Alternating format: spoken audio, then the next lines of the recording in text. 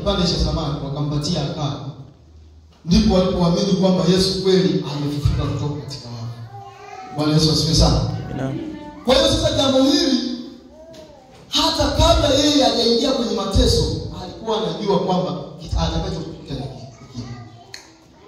Lakini Biblia inasema pia kwamba katikati yao pale wao walipokuwa pale wanakusanyika pale alikuwepo mtu mmoja ambaye alikuwa anaenda kumsaliti na alijua kabisa. Ni sawa sawa na wewe na rafiki yako ambaye unaweza ukashare naye mambo mbalimbali, vitu vingi. Lakini mwisho wa siku huyu ndiye anayekusaliti na anayekusema vibaya na kutoa taarifa zako nje. Bwana Yesu asifiwe sana. Rafiki ambaye hata ukikaa unaweza ukamtambulisha kwa wengine. That is my friend. Huyu ndio rafiki yangu. Bwana Yesu asifiwe sana.